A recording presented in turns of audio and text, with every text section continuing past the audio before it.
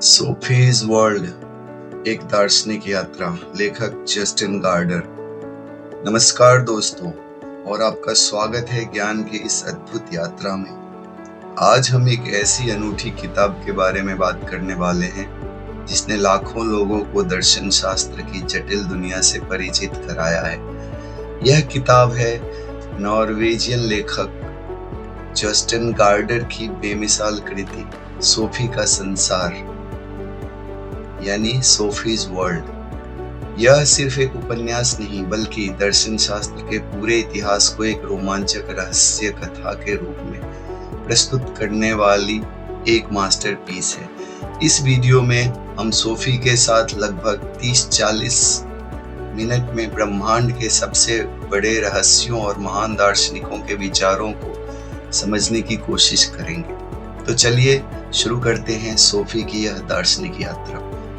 भाग 1, एक रहस्यमयी शुरुआत और दार्शनिक प्रश्न। The mysterious beginning and philosophical questions. कहानी की शुरुआत 15 साल की एक साधारण लड़की सोफी अम्पुडसन से होती है, जिसे एक दिन अपने मेल बॉक्स में 2 रहस्यमय नोट मिलते हैं। पहले नोट पर लिखा है, तुम कौन हो, और दूसरे पर, यह दुनिया कहाँ से आई। ये सवाल हमें भी सोचने पर मजबूर करते हैं, नहीं? ये प्रश्न जो हम अक्सर बचपन में पूछते हैं और बड़े होकर भूल जाते हैं, दार्शनिक सोच की नींव है। जल्द ही सोफी को एक अज्ञात दार्शनिक अल्बर्टो नॉक्स से और भी पत्र मिलने लगते हैं। ये पत्र उसे दर्शन शास्त्र के इतिहास के बारे में पढ़ाना शुरू करते हैं। नॉक्स उसे बताता है कि दार्शनिक होने का मतलब है हर चीज पर सवाल उठाना, उस पर आश्चर्य करना जिसे हम आम तौर पर स्वीकार कर लेते हैं। जैसे एक खरगोश जादूगर की टोपी से बाहर आता है, वैसे ही हम भी ब्रह्मांड के खरगोश की टोपी से बाहर आए हैं, और हम यह सोचने लगते हैं कि यह टोपी कहाँ से आई और हम इसमें कैसे घुसे। यह रहस्य और उत्सुकता के सोफी की और हमारी दार्शनिक यात्रा की शुरुआत करती है। भाग 2, प्राचीन यूनानी दर्शन, प्रकृतिवादी और सुकरात। Ancient Greek philosophy, natural philosophers and Socrates.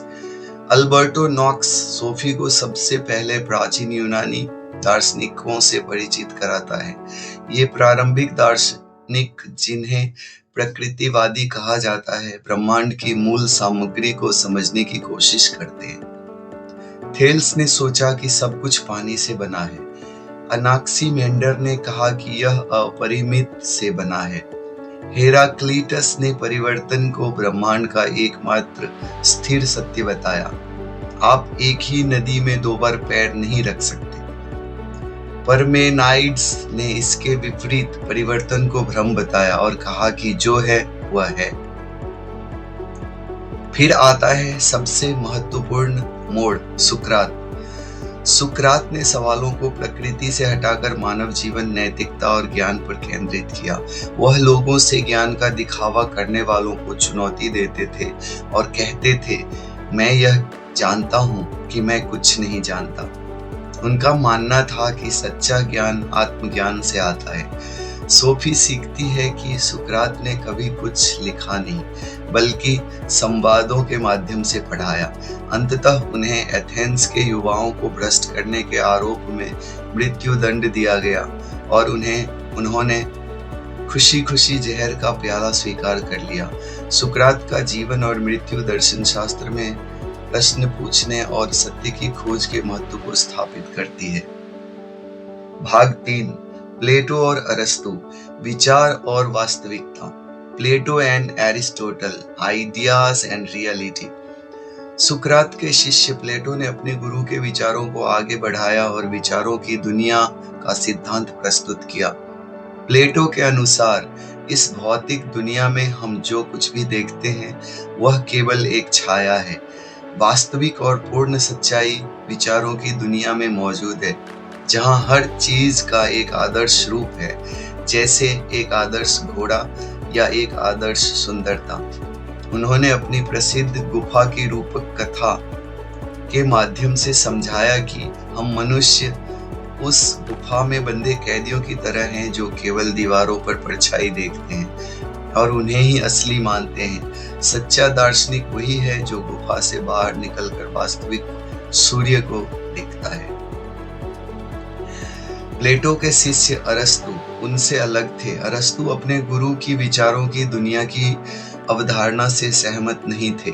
उनका मानना था कि वास्तविकता हमारे आसपास मौजूद भौतिक दुनिया में ही है, जिसे हम अपनी इंद्रियों से अनुभव कर सकते हैं। अरस्तु ने तर्क, जीव विज्ञान, राजनीति और नैतिकता जैसे कई महत्वपूर्ण क्षेत्रों में महत्वपूर्ण योगदान दिया। उन्होंने स्वर्ण माध्य के सिद्धांत को प्रस्तुत किया, जिसके अनुसार किसी भी गुण का सबसे अच्छा मार्ग दो चरम सीमाओं के बीच का संतुलन होता है, जैसे साहस, कायरता और दुस्साहस के बीच का माध्य है। अरस्तु ने चीजों के कारण को समझने पर जोर दिया, जैसे क्यों एक बीज एक पेड़ बनता है।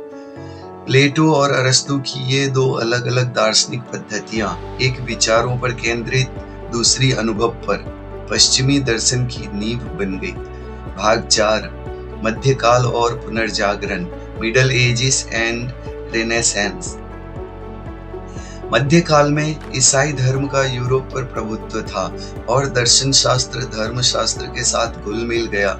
सेंट ऑगस्टीन जैसे दार्शनिकों ने प्लेटो के विचारों को ईसाई धर्म के साथ जोड़ा, यह तर्क देते हुए कि ईश्वर ही विचारों की दुनिया का स्रोत है। बाद में सेंट थॉमस एक्विनास ने अरस्तु के तर्क का उपयोग करके ईसाई धर्म के सिद्धांतों को सिद्ध करने का प्रयास किया। इस काल में आस्था और तर्क के बीच संबंध को समझने पर जोर दिया गया। फिर आया पुनर्जागरण। यह मध्यकाल की धार्मिक रूढ़िवादिता से हटकर मानव और उसकी क्षमताओं पर केंद्रित एक महान पुनरुत्थान था। लियोनार्डो दा विंची और माइकल एंजेलो जैसे कलाकारों ने मानव शरीर की सुंदरता और शक्ति को दर्शाया। विज्ञान में भी क्रांति आई। कोपरनिकस ने प्रस्तावित किया कि पृथ्वी सूर्य के चारों ओर घूमती है और गैलीलियो ने इसे दूरबीन से देखकर साबित किया। इस समय मानव ने खुद को ब्रह्मांड के केंद्र में रखना शुरू किया और प्रकृति को तर्क और अवलोकन के माध्यम से समझने की कोशिश की। यह एक बदलाव था जहां धर्म का प्रभुत्व कम होने लगा और मानव की तर्क शक्ति और वैज्ञानिक खोज को महत्व दिया जाने लगा। भाग 5, बरोक काल, अनुभववाद और बुद्धिवाद। Baroque empiricism and rationalism. 17वीं शताब्दी, जिसे बरोक काल के नाम से भी जाना जाता है, ने दर्शन शास्त्र में दो मुख्य धाराओं को जन्म दिया, बुद्धिवाद रेशनलिज्म और अनुभववाद एम्पिरिसिज्म। रेने देकार्त, जो बुद्धिवाद के जनक माने जाते हैं, ने मैं सोचता हूँ इसलिए मैं हूँ का प्रसिद्ध वाक्य दिया। उन्होंने हर चीज पर संदेह किया, लेकिन यह नहीं कह सकते थे कि वे संदेह कर रहे हैं, इसलिए उनका अस्तित्व है।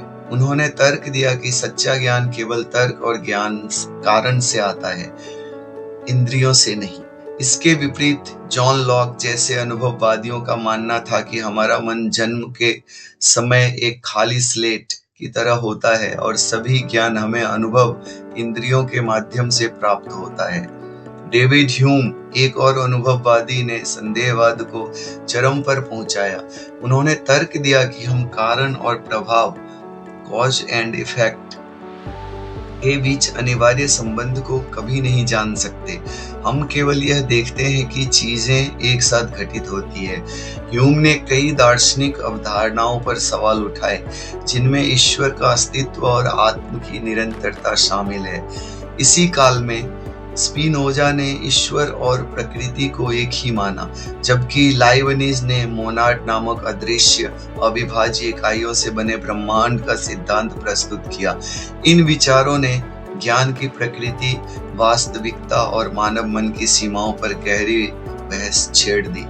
भाग 4, कांट और रोमानीवाद, Kant and romanticism. Immanuel Kant ने बुद्धिवाद और अनुभववाद के बीच एक महत्वपूर्ण संश्लेषण किया। उन्होंने तर्क दिया कि ज्ञान केवल अनुभव से नहीं आता, बल्कि हमारा मन भी बाहरी दुनिया को अपनी श्रेणियों जैसे अंतरिक्ष, समय और कारणता के माध्यम से आकार देता है।